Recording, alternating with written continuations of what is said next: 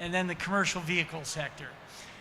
So if you came for a discussion about cars or other things, not the right one. In any event, this is going to be a really interesting panel. We got 45 minutes. We got some really impressive and distinguished speakers.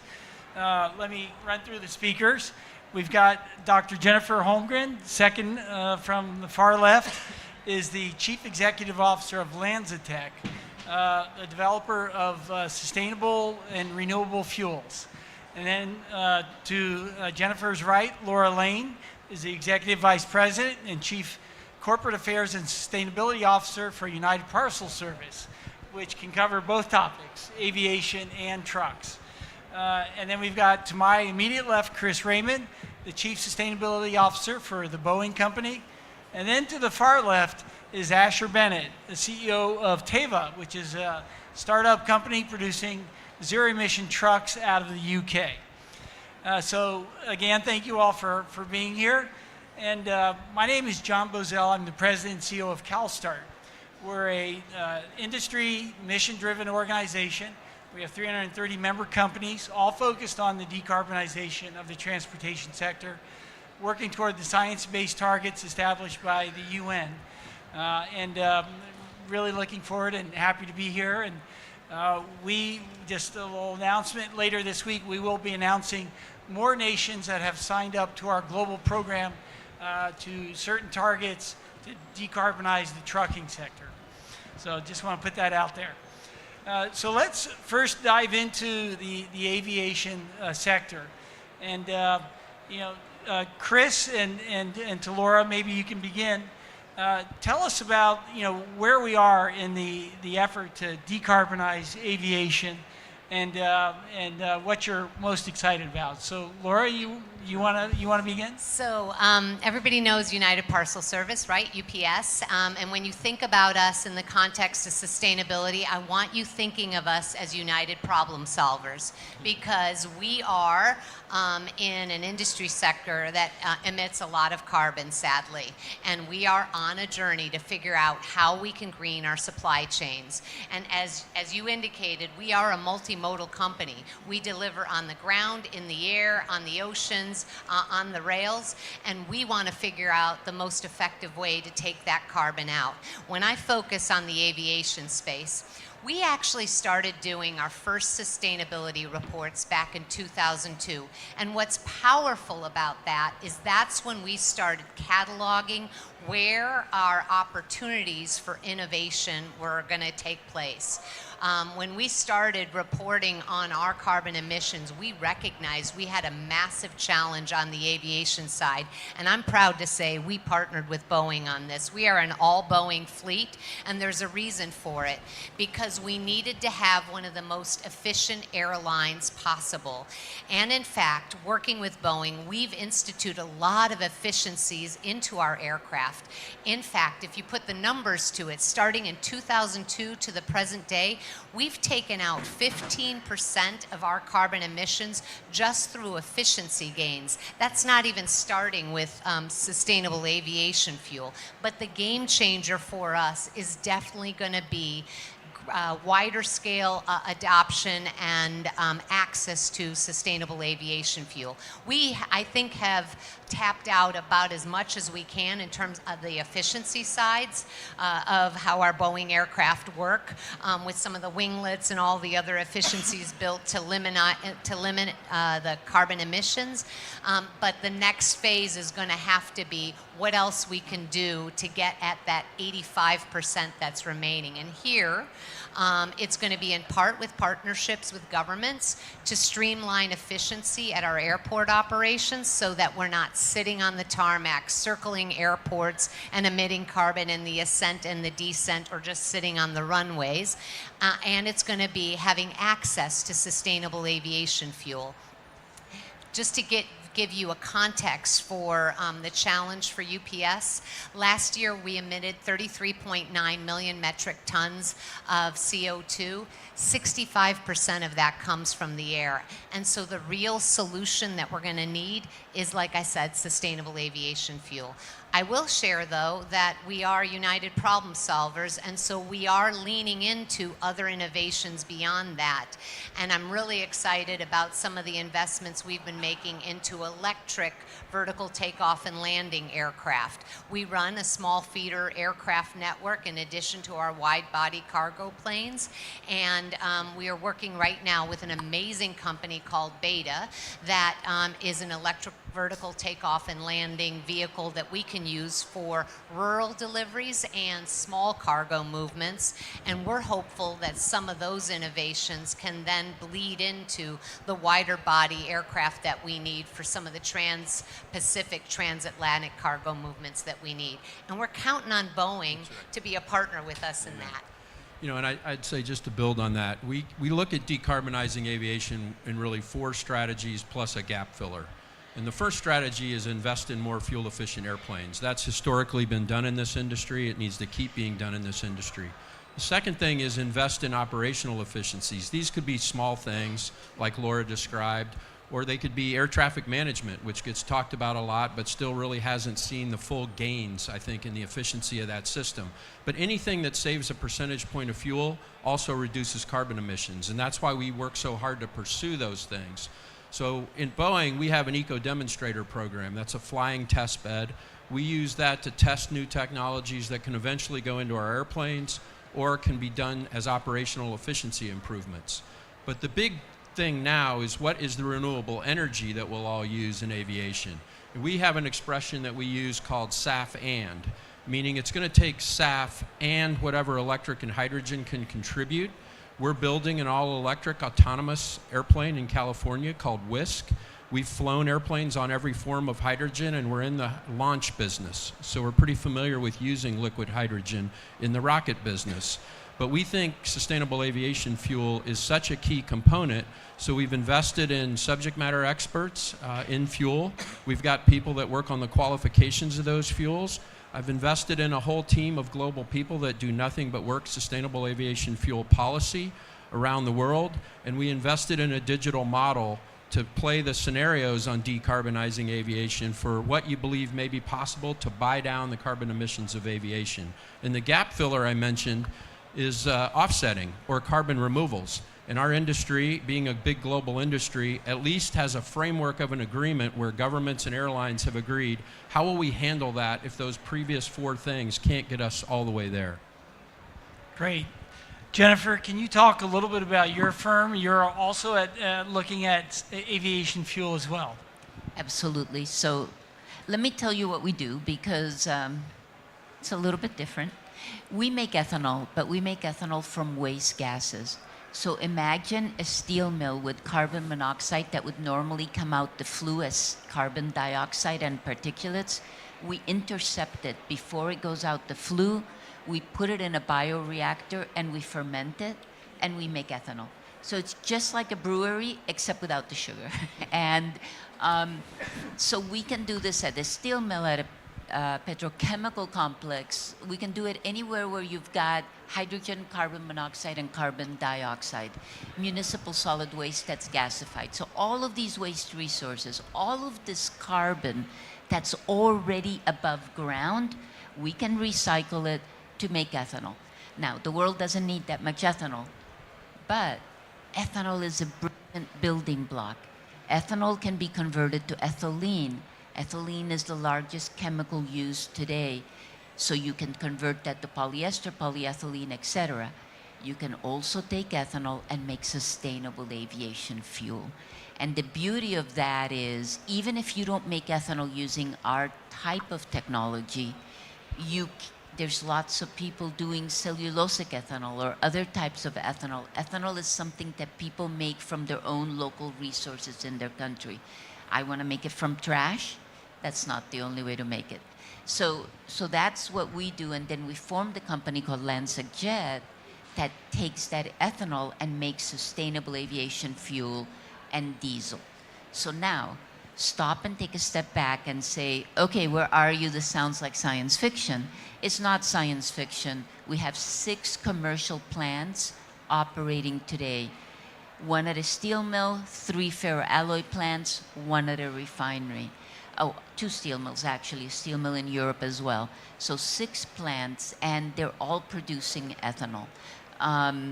The LanzaJet piece, the sustainable aviation fuel piece, we have almost mechanically complete 10 million gallon per year production facility in Georgia. It should be mechanically complete by the end of this year. It will make 10 million gallons of hydrocarbon, 9 of sustainable aviation fuel, 1 of diesel. So that should be up and running next year. So nice, we're getting there, one step at a time. Great.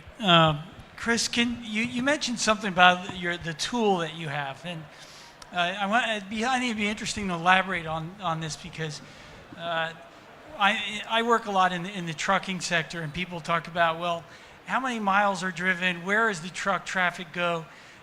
The information is rather diffuse, but aviation is a little different. You can actually track it. Can you talk a little bit about that model? Sure. We invested in and built a model that we called the Cascade Climate Impact Model for aviation.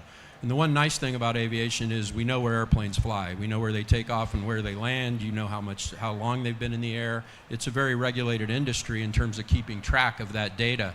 So the idea we had was actually inspired by the Air Transport Action Group in Geneva. They produced a report on aviation called Waypoint 2050. They looked at various scenarios for fleet renewal, ops efficiency, different fuels, carbon offsetting, et cetera. And we said, why can't we digitize that? So Cascade is a digital visual tool. It combines aviation information with energy information and computes the carbon emissions footprint of the global commercial scheduled aviation system. And then you can go in and form scenarios that you happen to believe about how fast can fleet renewal happen. How much operational efficiency can we get out of the system? What if air traffic management took us several percentage points forward on efficiency? Then you can do things like, well, what if every airplane did have 50% sustainable aviation fuel? What would that do to the emissions level of the industry? So you can do these scenarios and see what the effects are, and then you can have an intelligent conversation with policymakers about what will make the biggest difference to try to decarbonize aviation. And that's one of the reasons we formed the view that sustainable aviation fuel is going to be required no matter what these other things can deliver. And we've got that tool now where you can project that out to 2050 and you can enter new solutions in whenever you think they may be possible and see what the effect is. Can I jump on that? Because I'd love to take that solution that he just described in the air to the ground. UPS actually has a number of data-driven tools, the network planning tool, Orion, and we use those to map out every single route that our driver takes. I don't know if you've noticed, except in the UK, but we only take right turns. We don't stop at intersections. We don't want to be sitting at a light, having emissions happening. We want to be able to maximize every route that our driver takes every day, no matter the packages that are in the back of their cargo holds. And we use those tools to maximize fuel efficiency and minimize the emissions from every single package delivered. We're now using all of those optimization of our routes in 200 countries and territories to use it as a tool to lower the amount of emissions that we have from our ground operations, and figuring out ways to inject additional green solutions where we can. Where we know that there is incredible density in terms of deliveries, we're recognizing that there's opportunities for us to use electric vehicles, which have sometimes shorter ranges, but can be very useful in urban dense situations for ensuring timely delivery of packages. We also have urban logistics solutions driven from the data that we've got, where we're using e-quad bikes to now deliver, which is kind of cool because our company started out as a bike messenger company. Fast forward, and that was 116 years ago. Fast forward to present day, we're going back to e-quad, e-bike delivery solutions for dense, urban areas. Then for the longer haul, that's our challenge. And I know you all do the shorter haul electric vehicles, but we're trying to look at new innovations that we can fuel to address the longer haul issues, because from the data we know that's our biggest emissions challenge. Yeah, that's a really good point. And And Asher, I want to bring you into it, but just a second, I want to ask one more question on aviation. I think what's really interesting about what you both just said is that we have great data. So for UPS fleet, you know your fleet really well, and you have numbers. And for aviation, unlike trucking as a whole, you really know about every route, how far each route is, the total number of miles. So given that we've got such a good numerical basis to work from, what is, to the three aviation folks here, what is your thought about how far sustainable aviation fuel, SAF, can take us down that path before then we really have to switch over to other propulsion systems? You want me to try that? And say by 2030, how far can we get with SAF by 2030? Well, I think the target of 10% by 2030 is absolutely doable, right? So that's 10 billion gallons of SAF production capacity. I have no doubt that we can get there. We just have to put more steel in the ground, right? But I would also say that there are people targeting 30% by 2030, and I don't think that's unreasonable. And the reason I say that is because we've been doing SAF, I don't mean we as a company, I mean the industry has been doing SAF for 15 years now, right? And that 15 years has been to build the infrastructure, to do the standards, to do the validations. And then now we've got a lot of SAF being delivered. We're about to go into the exponential part of the curve, just like solar did in 2010, 2015, right? So we're not that far away from being able to deploy multiple sites in parallel. And if you look at what people are talking about from a SAF perspective, you hear an announcement every day of a plant that is being built. Many of them are use cooking oil, fats, and greases, but that's a first step, right? And you are actually building capacity. So I don't think that 30% is ridiculous. It's hard. 10% is absolutely doable if we make a commitment. So I'm going to jump in because here's the practical reality. I need SAF in 10 airports around the world in order to reduce 80% of my air emissions. And the challenge I've got is that SAF production is not happening in those 10 airports around the world. And where it is happening, it is at a very high price premium. For every dollar of jet fuel, it's 8 times as expensive. And here's the reality. UPS is about making sure that we're also fostering economic opportunity for all. And we do not want to be passing on higher costs to our customers. So we really need public-private partnerships to help drive the cost for reasonable purchase of sustainable aviation fuel. And we're working really closely, not just with the companies that are producing it, but the governments in those locations to say, help us drive down the costs so that we can make it available to more consumers to be able to use our logistics services. We just can't eat those kinds of costs in our operations and remain economically viable in providing the service that we do. Laura, having said all that, let me try and pin you down. By 2030, Want to know the 10? Yeah, 20.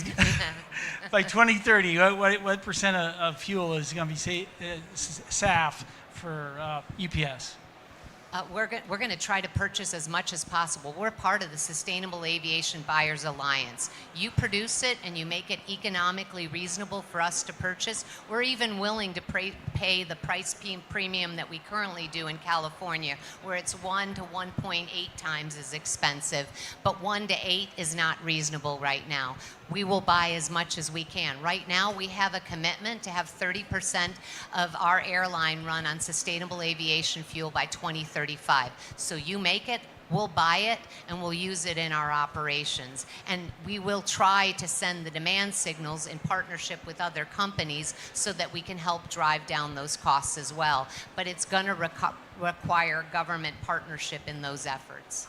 John, I'd add 2 quick thoughts. Just last week in Dubai, actually, the KO group met on aviation fuels.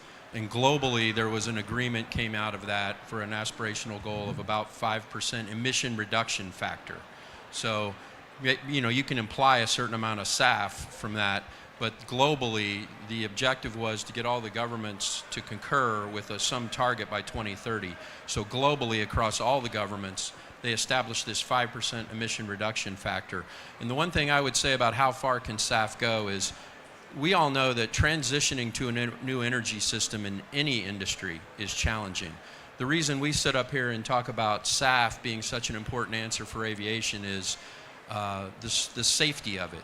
I've been in the business for 38 years. I'm an engineer. Everything that's ever scaled up in our business goes through steps. The first step is always, is it technically possible? And that problem is drawing amazing things to the aviation industry. Money, entrepreneurs, science, technology, engineering, math, new engineering students are going after this problem. So the technical feasibility question for sustainable aviation fuel has already been answered. We've been answering it since 2008. We know how to make it. We know it can be used on the products. And then the question is, can it be safely certified? We know how to do that. So now all the questions are economic ones, as Laura just pointed out. But they're not, is it technically possible and is it safely certifiable?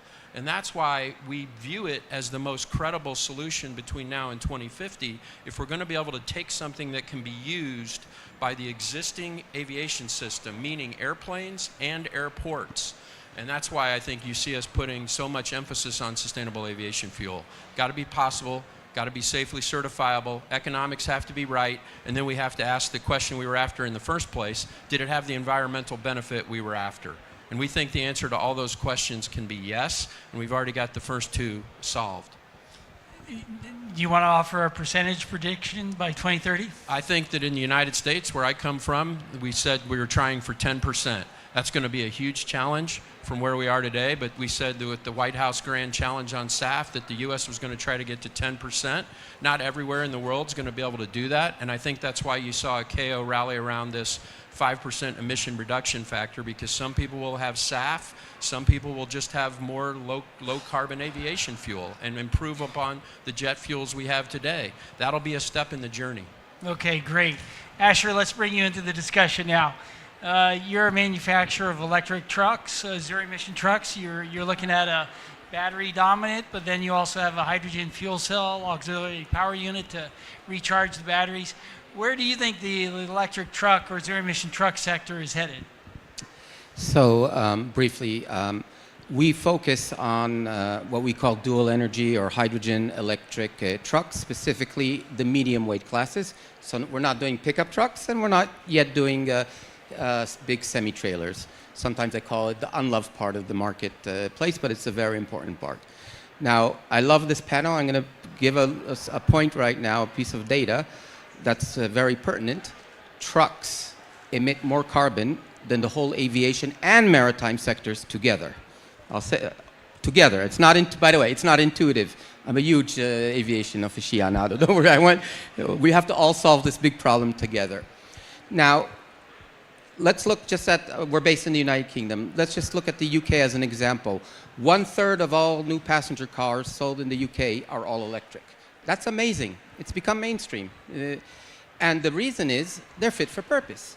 The average passenger car drives 1 to 2 hours a day. Obviously, you don't buy a car just for average. But my Tesla has 300 miles. It's not, at least that's what it says when you charge it. It's everything you want out of a passenger car. Trucks, on the other hand, everywhere are going to go out for 8, 9, 10, and beyond hours of work per day.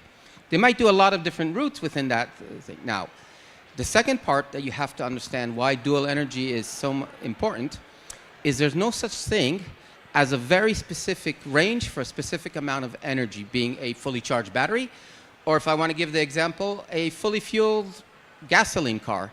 Take a fully fueled passenger car, put 5 of me inside, fill the back with 200 kilograms of stuff, climb mountains, air conditioner on, and drive erratically. You're going to get half the range than one of you sitting in that same car, alone, driving on a flat highway at a very efficient, yet boring 56 miles per hour. That's mostly physics. When you go to trucks, that variance is much larger because the mass influence of a fully loaded truck is much bigger influence than even a full car. You get different drivers every day, which the data shows good driver to bad driver. Right there is 30% difference in range. Then trucks often have auxiliary energy needs, refrigeration. Refrigeration in Dubai, it's all, and that's before, is this range a climbing mountain range or not? Fleet managers wake up in the morning, we have to deliver a lot of stuff. That's their job. They don't get phone calls from their CEO, well done, you delivered everything. They get the phone calls when, you didn't deliver everything. They will often want, because the truck, an all-electric truck, will sometimes do a lot more range, sometimes a lot less. I haven't even talked about winter-summer operations. Put the trucks on the shorter routes, electric trucks. And they will go out and come back every time, but and usually with at least 50% residual range left over, but that's the risk they're willing to take. That also kills the whole point of having electric trucks. The whole point is to replace the dirty diesel trucks doing the longer ranges, not the shorter, and that also very much helps the economics. Every kilometer you drive on electric is much cheaper than driving on diesel, but you have to drive more of those cheaper kilometers to justify the higher capex.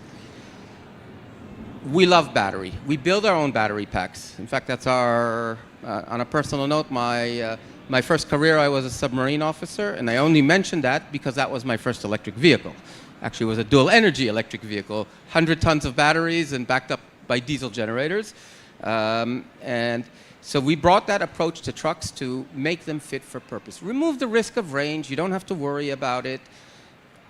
We still charge the battery every night, and we want you to use as much of that battery the next day. Battery is it, but we remove the risk with a backup energy source. 6 years ago, this innovative company called United Problem Solver offered us the opportunity to demonstrate one truck with them, and you have that rolling laboratory approach, very innovative in itself. We handed over a truck for what I had hoped would be 3 months of testing, but it ended up being 15 months. Another winter was needed to make sure. And that followed up with a delivery of our first commercial fleet to UPS 4 years ago.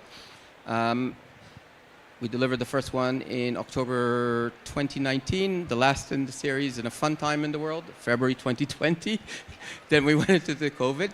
Those trucks run every day, just running. And it's a Sunday, so otherwise I'd pull up my app right now and show you live where your trucks are operating right now. It's amazing the amount of data you guys collect. 450,000 kilometers so far just with UPS, and a lot of learning.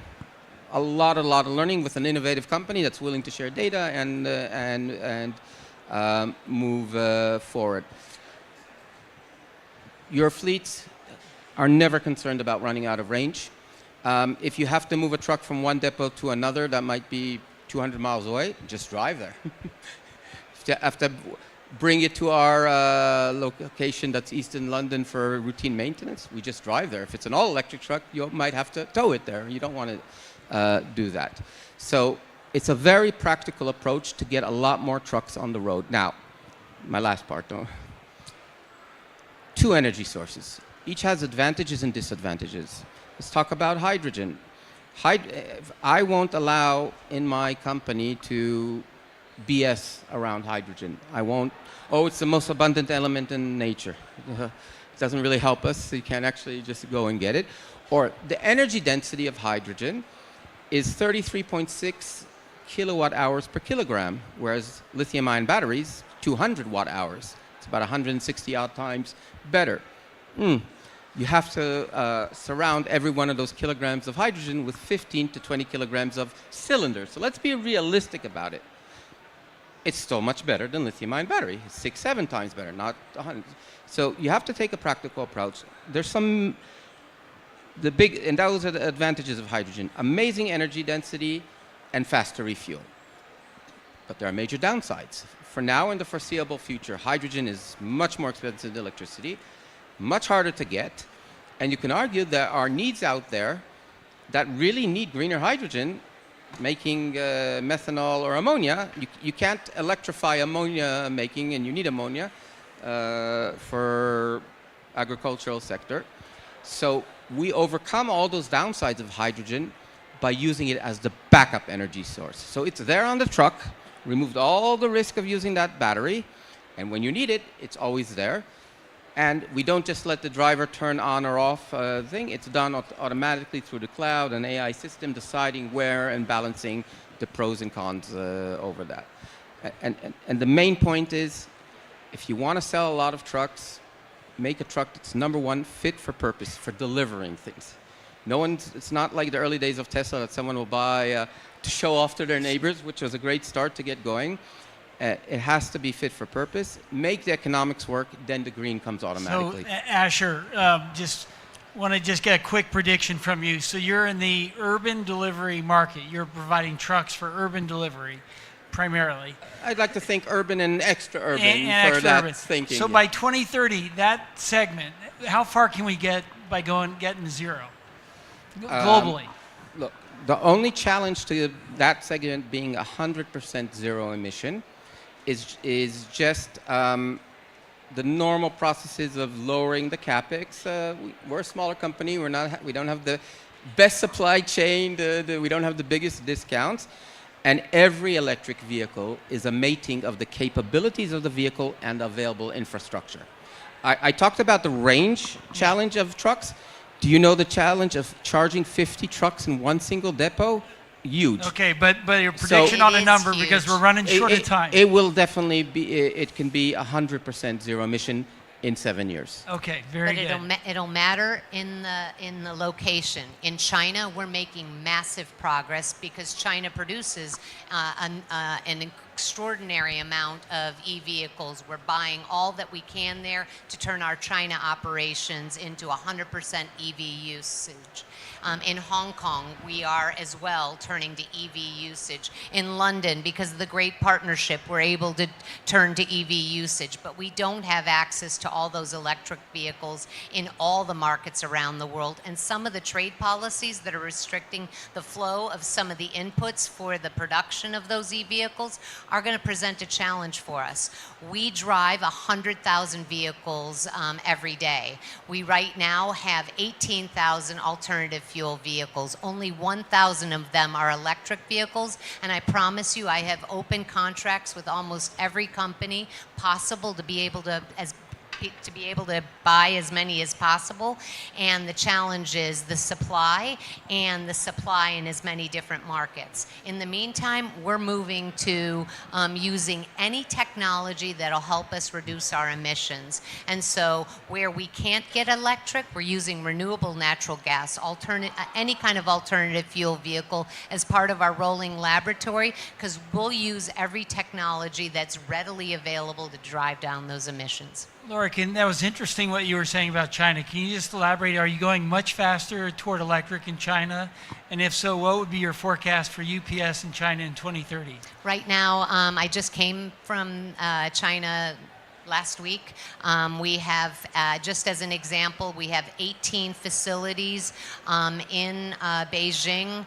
10 of them are going to be all green, and they're going to be exclusively using electric vehicles, and it's because of the partnership we have with the State Postal Bureau and the Chinese government, encouraging us to move greener faster, and they have the local supply that we can purchase, and that's making it possible. If we could do that in every major market around the world, UPS would be all in accomplishing that. We've got that great partnership in London. We have amazing partnerships, for example, in California. Yep. We need it everywhere. We'll move faster with everyone if the availability of supply is there, as well as the power grid to be able to plug into. Okay, so we're coming down to the last 10 minutes. The best science says that between now and 2030, we need to cut our emissions in transportation by about half, which is really a tall order. Can you give us, each provide one idea, be a government policy or something else, that you think would be most important to build upon and get established so we could hit that target? Who would like to go first? I'm Jennifer, happy to go ahead. first.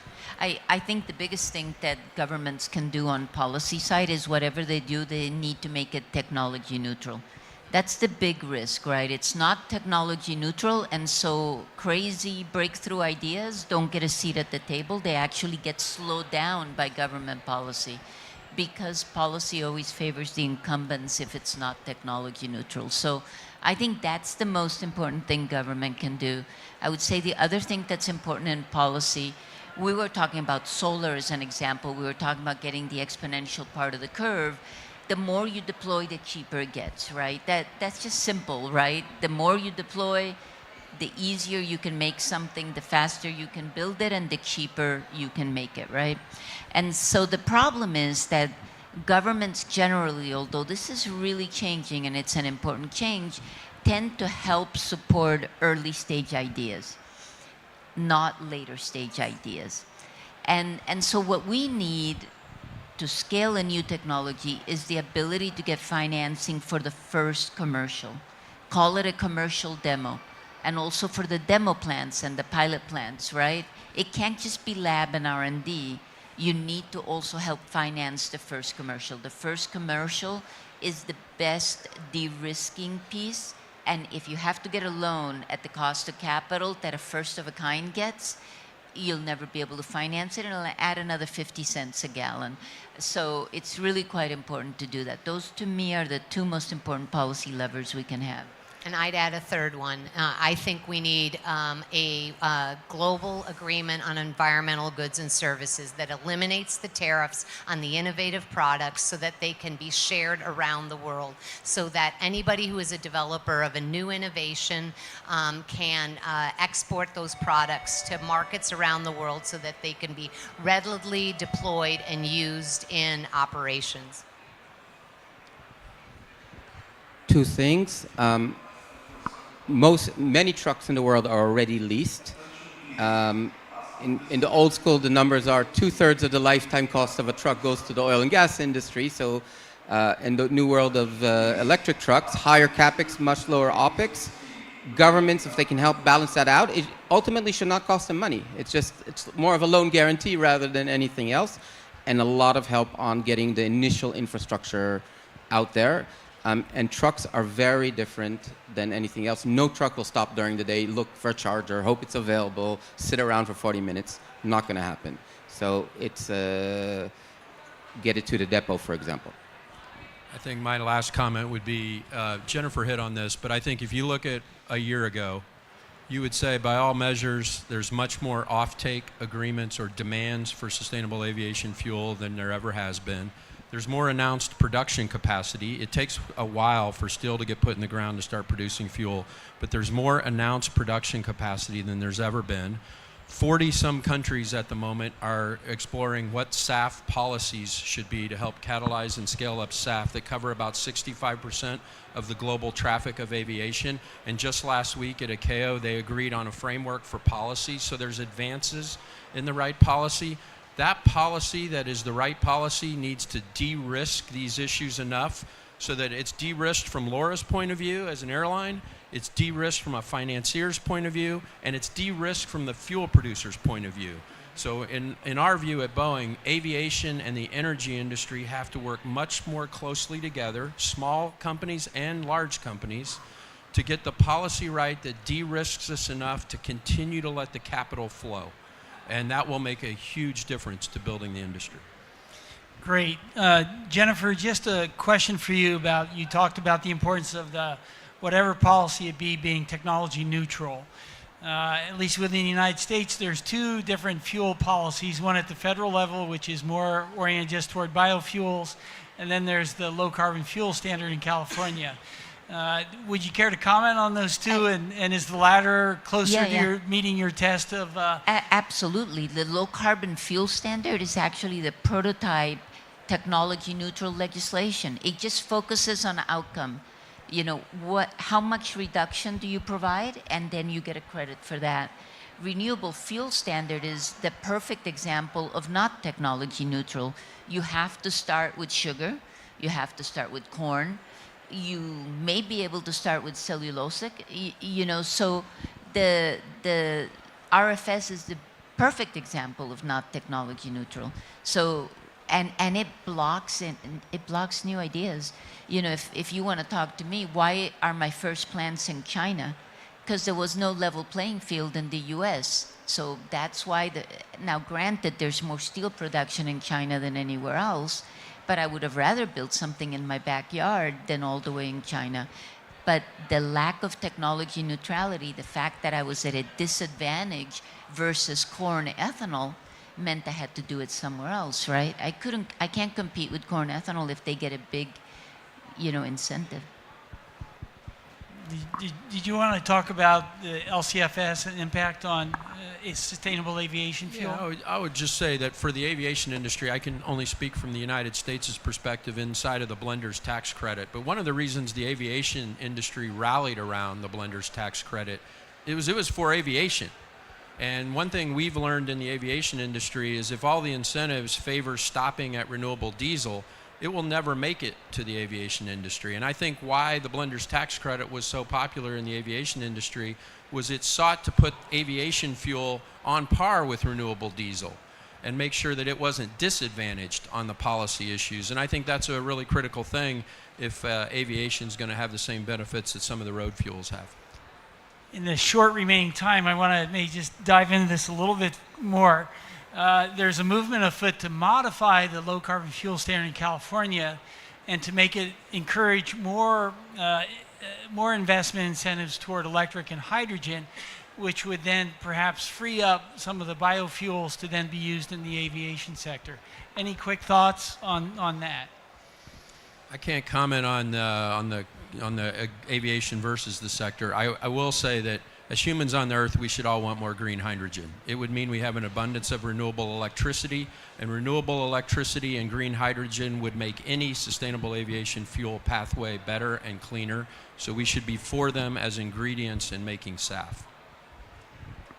I was just going to say I agree. I'd rather have it be tech neutral and all of the above rather than picking winners or losers. We are a company that believes in a rolling laboratory, trying all different solutions, and anything that purposely picks winners or losers or drives any kind of investment in one direction or another may not be fit for purpose across the whole country. And so from that perspective, we'd rather have tech neutral, innovation driven, pro-innovation driven kinds of policy environment. Yeah. And the only thing I would add to that is that, the other problem with what you just said is we like to fall in love with unicorns and single solutions. You've just mentioned hydrogen. So basically what you're saying is California wants to help incentivize hydrogen.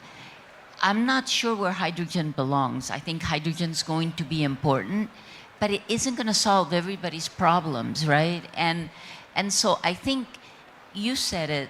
We're talking about aviation fuel. I have to say, I talk a lot about aviation fuel. I've been doing this for a long time. But part of it that I'm here is because it's sexy. Sorry. Aviation fuel is what everybody wants to talk about. But face it, it's 100 billion gallons a year. That's not a whole heck of a lot of aviation fuel that's being used compared to what we use petroleum products for. So we need to decarbonize, we need to defossilize everything that we can. And we can't just fall in love with an idea, a solution, or an industry. It's got to be everything all at once. Okay. CalSTART is a membership organization. We have 330 member companies, but 3 of them are DHL, UPS, and FedEx. That's on-time delivery. We got to cut this panel right now. I got to meet my deadline. So thank you all very much. Really, some really great comments. Really appreciate it. Thanks, John. Thank you.